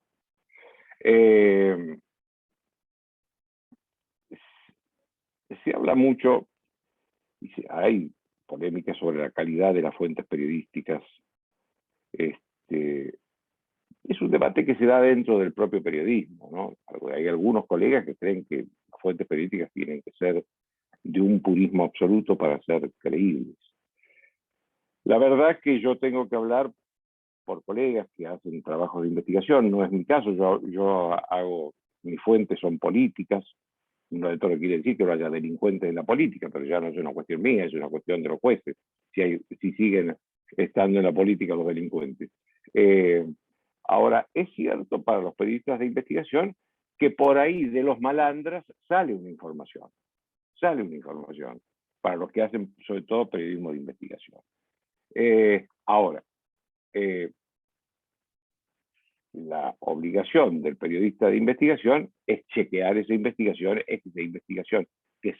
cuyo primer hilo del ovillo se la dio un malandra, sea cierto, que el ovillo que aparece detrás de esa primera punta sea cierto. Esa es la obligación. Creo, y en esto quiero ser muy claro, que la única información que los periodistas no tenemos que tomar es la que vienen de los servicios de inteligencia, sean cual fuere. Por lo menos yo no lo he hecho nunca. Yo creo que los servicios de inteligencia no contribuyen a ningún al periodismo, y creo, por otro lado, que tratan siempre de usar al periodismo para manipular a la opinión pública. Este sí es un paréntesis que yo hago. Después, si las fuentes de información no se necesita que sean necesariamente puras para que sean una fuente válida del periodismo, siempre y cuando el periodismo esté decidido y dispuesto a chequear fielmente que esa información es cierta. El periodismo es en esencia el que traslada, la función del periodismo es trasladar a la sociedad la información que cualquier poder no quiere que se sepa. Esa es la función del periodismo. El compromiso del periodismo ante la sociedad es que esa información que le da sea cierta. Nada más que eso. Para eso lo que necesita es chequear la información. Punto. Aún en la época, en la era de las fuentes alternativas de información, como son las redes sociales. Es increíble cómo la sociedad sigue buscando a los medios con prestigio y con respaldo histórico para informarse. Esto pasa en los momentos de grandes crisis, por ejemplo, o de grandes hechos internacionales, nacionales, políticos, económicos. La gente, ¿a dónde va masivamente a informarse? A los medios, a los sitios web, por lo general, de los medios tradicionales y con prestigio. Pasó hace unos días, cuando durante muchas horas estuvimos sin WhatsApp, sin Facebook, sin Instagram, aumentaron un 100% la presencia el cliqueo, digamos, de la gente en los medios tradicionales, en los medios históricos. Yo quiero dejar de lado un poco el tema de la opinión, que también está dentro del temario. Los periodistas siempre decimos que los hechos son sagrados y la opinión es libre, y creo que debe ser absolutamente libre, aunque esté equivocada y aunque esté respaldada en datos que por ahí no son del todo ciertos. Creo que la opinión es absolutamente libre, no tiene ningún condicionamiento. Y creo que eso es un principio que se debe seguir respetando. Creo que la opinión no puede estar sujeta a ninguna discusión. Y creo que el periodismo de investigación es realmente una rama imprescindible del periodismo. Yo no puedo recordar cuántos hechos de corrupción importantes, inclusive muchos que terminaron con funcionarios presos y en la cárcel definitiva, con sentencia definitiva, surgieron a partir de una investigación periodística. No puedo recordar, pero en los últimos 30 años hubo una cantidad enorme. Bueno, Daniel Santoro ha sido creo que es el decano de los periodistas de investigación y el que llevó a cabo la primer gran hecho de investigación, que fue el contrabando de armas a Ecuador en el año 94. Estamos hablando de hace mucho tiempo. Y a partir de ahí hubo muchísimos casos. El último caso y el más notorio es el caso de los cuadernos, que realmente el trabajo ahí de Diego Cabot fue una clase de periodismo. Él tuvo los cuadernos, hizo primero una investigación él, para ver si eso era verosímil. En esos cuadernos decía, el chofer Oscar Centeno, decía, yo fui con fulano de tal a recibir plata a tal lugar, a tal edificio. Y Diego fue primero a ese edificio a ver si existía, si era como lo describía este chofer. Cuando para él esos cuadernos eran verosímiles, entonces recién lo presentó a la justicia y no dio la información, hasta que la justicia no terminó su propia investigación, que confirmaba, obviamente, la investigación de Diego y sobre todo lo que decían los cuadernos, aún corriendo el riesgo de perder la primicia. Esto me parece que es un dato o un ejemplo de la mejor manera de colaboración entre el periodismo y la justicia. Por supuesto que no puedo desconocer que hay tensión, que hay momentos de tensión entre el periodismo y la justicia. Y el momento de tensión, ¿por qué? Porque un periodista por otros lados se entera de una información o de una causa judicial que al juez no le conviene que se sepa en ese momento y se conoce. O porque somos críticos de decisiones de los jueces, somos críticos cuando creemos que hay hechos de corrupción en la justicia.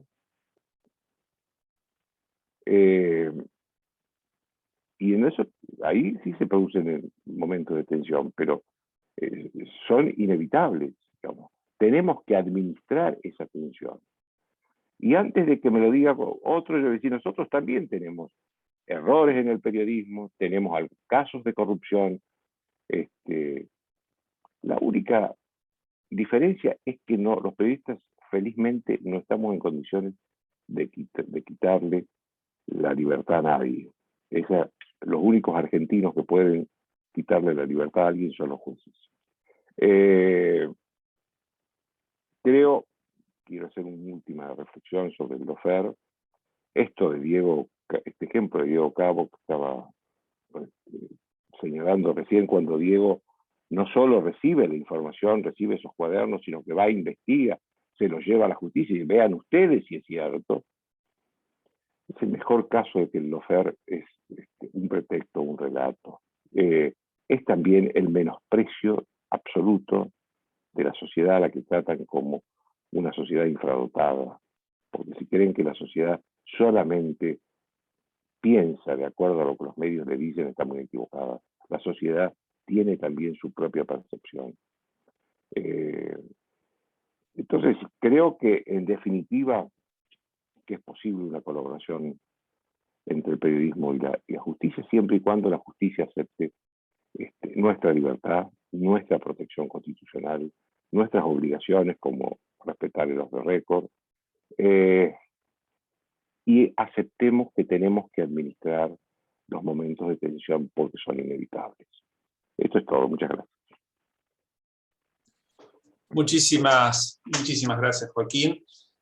Muchísimas gracias a todos. La verdad que hay muchas preguntas. Para no extendernos demasiado, yo quisiera pedir un poco la opinión de ustedes sobre dos aspectos. Voy a empezar un poco por el más concreto, que es el que venimos charlando en las últimas exposiciones, y que tiene que ver con el secreto de las fuentes, ¿no? Porque, a ver, la idea del secreto de las fuentes, y sobre todo los límites a ese secreto, nos ponen ante un dilema al cual a lo mejor los abogados estamos bastante acostumbrados y que se reitera mucho, ¿no? Esta idea de particularismo, universalismo, consecuencialismo de regla o consecuencialismo de acto.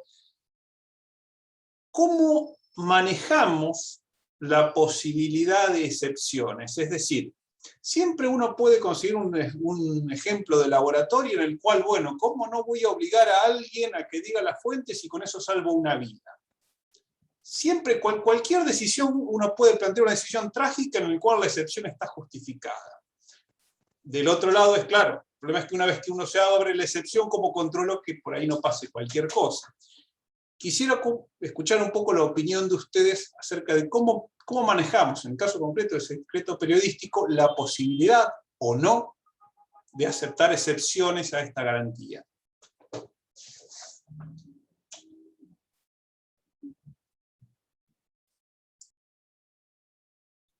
Manuel, sí, por favor, Manuel. Digamos, para el supuesto que vos planteás, yo creo que la única manera en que la previsión constitucional se mantenga es que, digamos, sea el propio periodista el que voluntariamente lo resigne si el caso lo amerita. En la medida que un juez puede obligar a un periodista a no respetar su fuente, el secreto de fuentes, para mí como tal, aún en ese supuesto, digamos, una vez que abrís esa endija no se cierra más. Joaquín. Coincido absolutamente con el doctor García Mancilla. A ver, los periodistas somos humanos también, no somos robots. Si yo sé que revelando una fuente de información salvo la vida de una persona, y estoy dispuesto a hacerlo, no es necesario que un juez me lo pida. No somos inhumanos, no somos desalmados. Sí es ese, pero es un ejemplo extremo, es un ejemplo que yo no lo conozco que en este país por lo menos haya sucedido nunca. Ahora, si me dice, alguien me dijo que se va a poner una bomba en tal lugar y que puede haber un muerto, y yo le digo a la policía, vayan a buscarlo a fulano porque sabe dónde se va a poner la bomba. No estamos, me parece que el concepto de fuentes de información no es lo que se refiere precisamente a este caso, es extremadamente excepcional. Bien. La idea está claro y comparto, que en una situación como esa todos de alguna manera reaccionaríamos parecido. la idea fue plantear la dificultad muchas veces que se presenta entre admitimos excepciones, no admitimos excepciones, y qué ocurre. En general, la doctrina argentina ha sido históricamente permeable a las excepciones, y en estos últimos años hemos, algunos, entre los cuales me incluyo, intentado defender una posición más absoluta en ese punto, ¿no?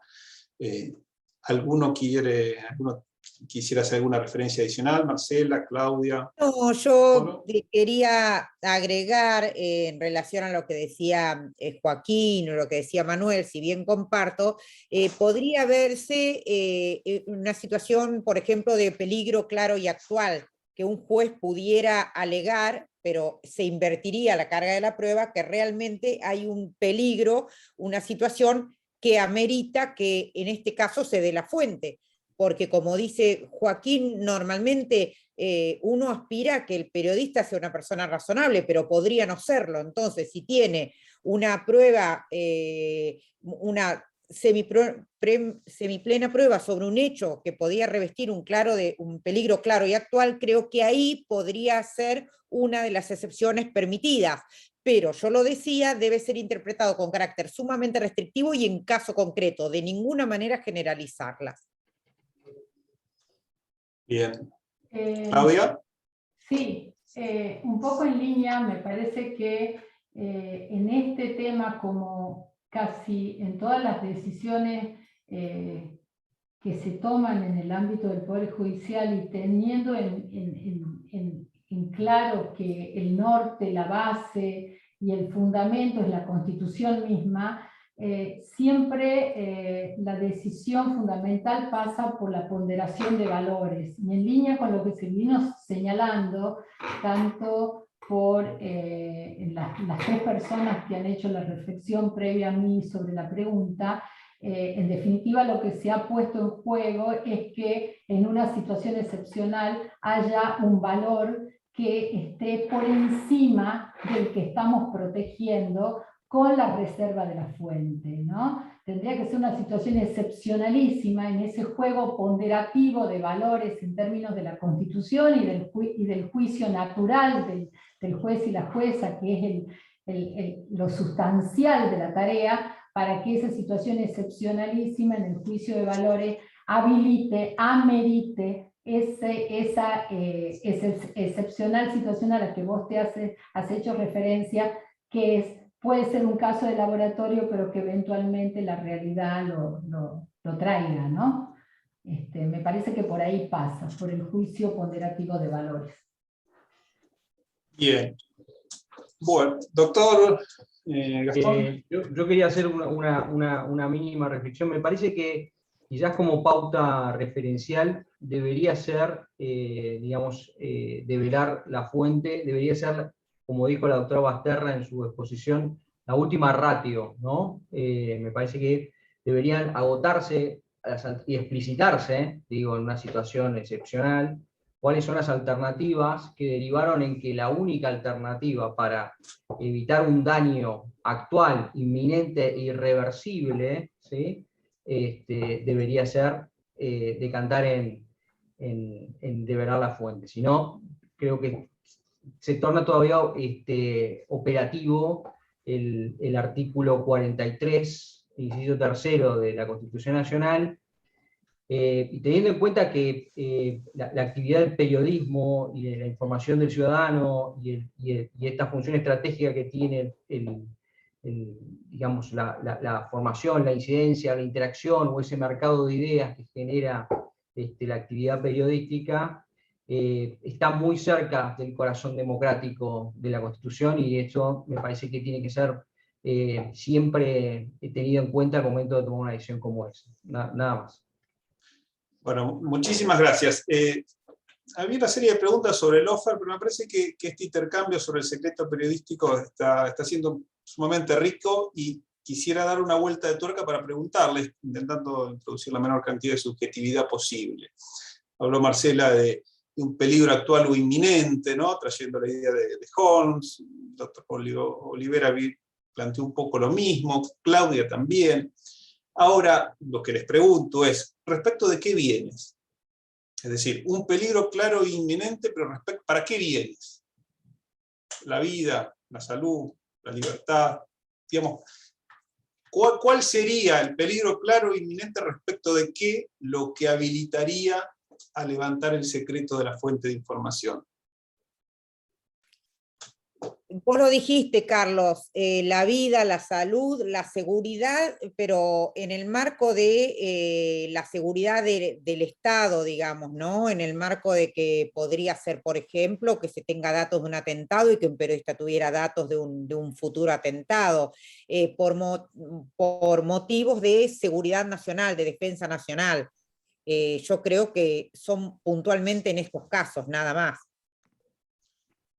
Sí. Joaquín está pidiendo color. Sí, yo coincido con la doctora Basterra, y también con lo que vos, Carlos, dijiste sobre los casos de muerte, casos de salud pública. No coincido con lo de la defensa nacional, porque la defensa nacional y la seguridad nacional en todos los países, inclusive en Estados Unidos, son banderas que los gobiernos levantan demasiado rápido, sobre todo para perseguir al periodismo. Bien, a ver, entre los que están pidiendo la palabra hay uno que no se ve, pero creo que vale la pena sumarlo por su amplia trayectoria en esta materia, que es el doctor Claudio Escribano. Si quisiera sumarse, doctor Escribano, está... ¿Cómo no, Carlos? Está invitado, desde luego. Un placer haberlos escuchado. Me parece interesante hacer algunas reflexiones. Tal vez los pueda colocar en una situación un poco incómoda, aunque participo del criterio de que alguna elasticidad final debería tener este principio en situaciones verdaderamente excepcionales. Algo que concierne a la vida, desde luego. Pero para hacerles sentir lo delicado de la excepcionalidad un principio, yo podría plantear también lo que más de una vez he escuchado en mi vida. Ha sido detenido un terrorista que sabe que un comando está a punto de hacer volar un shopping en menos de una hora. Lo invitamos a que nos diga cuál es el shopping y en qué ciudad de la República. El tiempo se agota.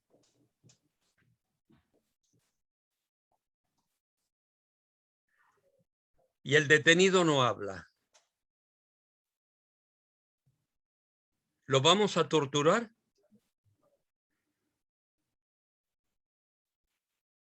Les dejo la pregunta abierta.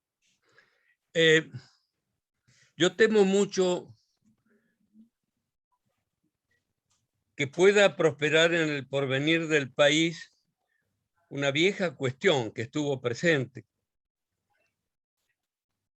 y que ha sido la de la distinción entre el derecho de prensa y el derecho de empresa. La doctrina estaba muy dividida antes de la reforma constitucional de 1994. Unos jueces hacían lugar al secreto profesional, otros no. Me tocó ser convocado una vez a comparecer por un juez federal. El caso rápidamente era el siguiente. Creo que fue el 30 de marzo de 1982, creo recordar. Y de un Ford Falcon bajaron 4 individuos, Ford Falcon que estaba estacionado casi pegado a la vereda del Cabildo, y algunos de ellos dispararon contra la esquina que está en diagonal en Bolívar e Hipólito Yrigoyen, y murió un muchacho de 20 años. La Nación informó sobre el hecho y dio la patente del Ford Falcon. El juez me pidió que diera el nombre del cronista para indagar más sobre el tema, y yo me negué. ¿Y en nombre de qué principio? Del secreto profesional. El juez contestó: no conozco ese principio ni la validez de ese secreto. Y entonces yo le contesté: bueno, han pasado meses de ese hecho y en medio del fárrago periodístico es posible que me haya olvidado del nombre del cronista. Pero además quiero decirle una cosa. Hay un viejo principio, hay una vieja cuestión de honor en las redacciones de los grandes diarios de Buenos Aires, de que el diario se hace cargo de la responsabilidad de los hechos y no suministra el nombre de un cronista que haya trabajado en un cierto asunto. Esto ya es material muy viejo, porque en las últimas 3 décadas el periodismo ha dejado de ser anónimo a partir de que la radio comenzó a ser un medio de altísima importancia en la difusión e interpretación de las noticias. La noticia tuvo voz, y a partir del momento en que la televisión ocupó ese mismo rango excepcional, la noticia tuvo voz, tuvo gestos y tuvo imagen, con lo cual la prensa escrita, que era manifiestamente anónima en su contenido, tuvo que acercarse más a los lectores y darle la firma y dejar de ser aquello de lo que hablaba la Mitre a fines del siglo pasado, diciendo que el diario no necesitaba ser firmado porque el nombre del diario era como la bandera de un navío que legitimaba la carga de su contenido. Y aún entonces, cuando el diario era anónimo, yo creía en el secreto profesional. No hay cronista, ¿se lo vamos a negar a la empresa? Acá vuelvo entonces al punto que desarrolló muy bien Joaquín. ¿Hay algún principio, hay alguna excepción que me parezca todavía más posible de aceptar que las que ustedes plantearon? Sí, tengo menos dudas sobre una.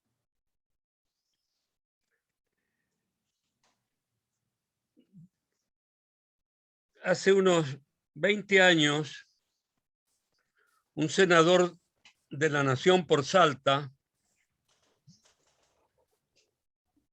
reconoció ante una redactora de la Nación que aquello de lo que se había hecho saber a través de la columna precisamente de Joaquín Morales Solá en La Nación, de que había habido coimas en el Senado, nada menos para que los senadores de la oposición estuvieran presentes y votar una ley concerniente a temas laborales. Este senador se lo confirmó a la redactora. Le dijo que sí, que así había sido.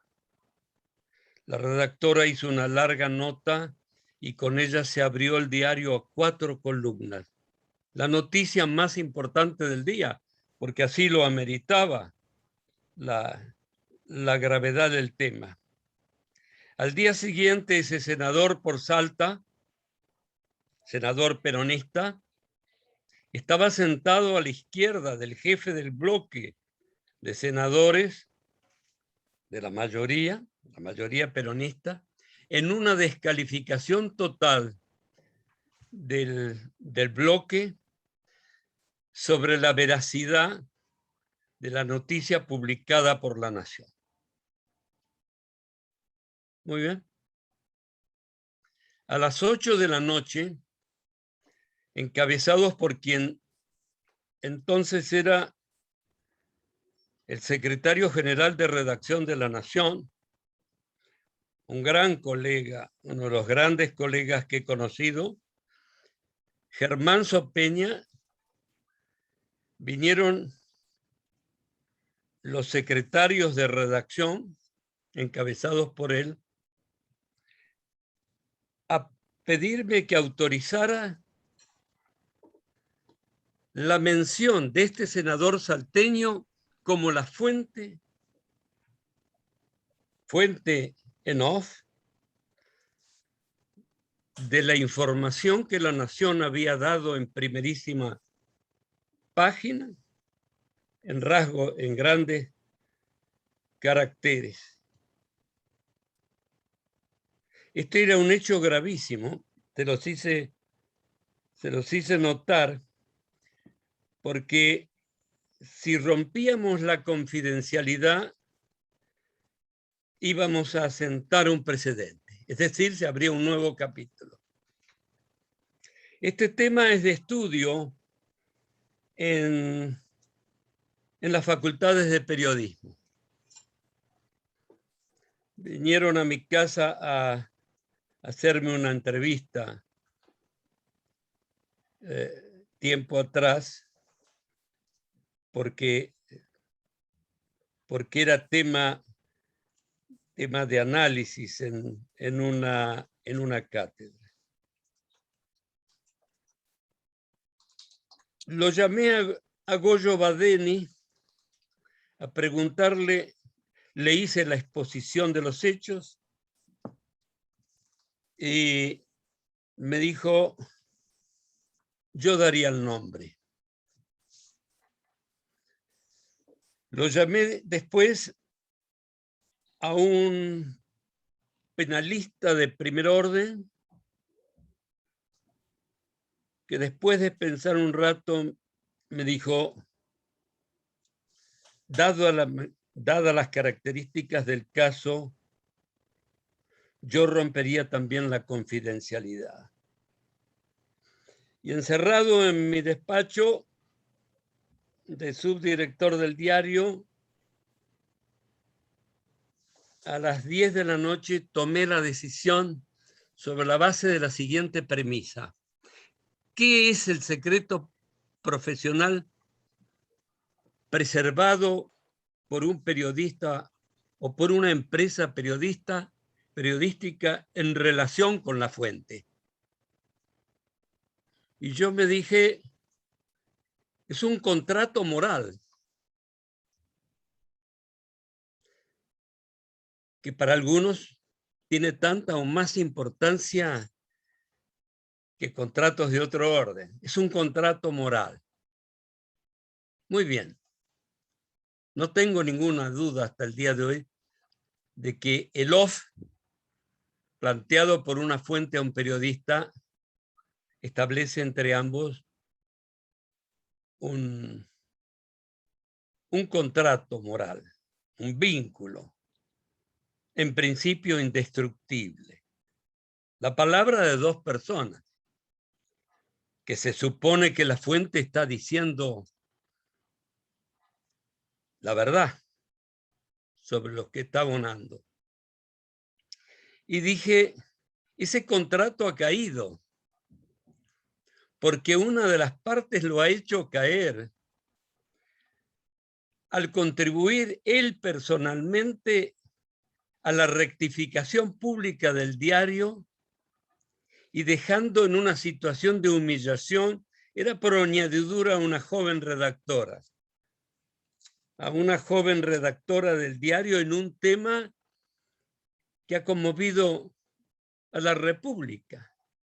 Senadores coimeros por estar sentados a fin de votar una ley. Llamé al secretario general de redacción, Germán Sopeña, y le dije, dígale a la redactora que escriba la historia del caso que se sale de la vaina por escribir. Y sentamos un precedente, el precedente de que el secreto profesional puede ser quebrantado por un periodista y por una empresa periodística por la razón, nada menos, de que la fuente lo haya quebrantado antes que nadie. Y por añadidura esto tiene un valor. Si la fuente sabe que el contrato puede ser quebrantado por el periodismo, después de haberlo quebrantado él, se cuidará muchísimo más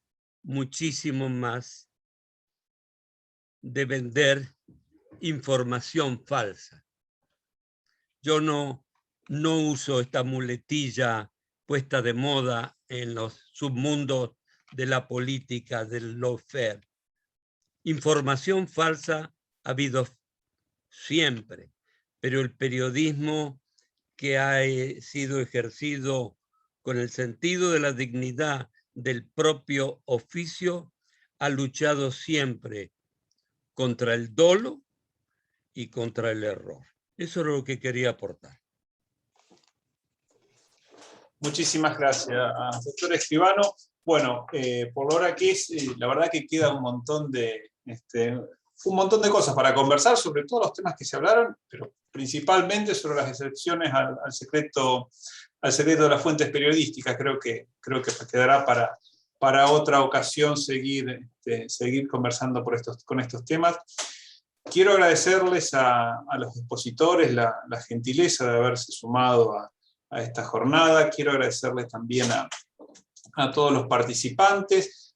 Tengo que hacerles llegar también de parte de ADEPA y de Martín Echever, de su presidente, que está acá escuchando estas jornadas, también su agradecimiento para todos ustedes que han oficiado como expositores y para todos aquellos que han participado en estas dos jornadas.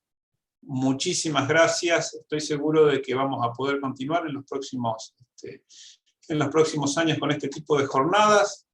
El secreto periodístico lo muestra y un montón de otras cuestiones que tenemos por delante: derecho al olvido, el vínculo del blockchain con el derecho al olvido, los problemas de desinformación, esta muletilla, como la llamó el doctor Escribano, del lawfare. Son muchos los temas que nos van a tener seguramente reunidos en otra oportunidad, así que nuevamente muchísimas gracias a todos ustedes por haberse sumado. De parte de ADEPA, el agradecimiento a ustedes y a todos los que han participado en estas dos jornadas.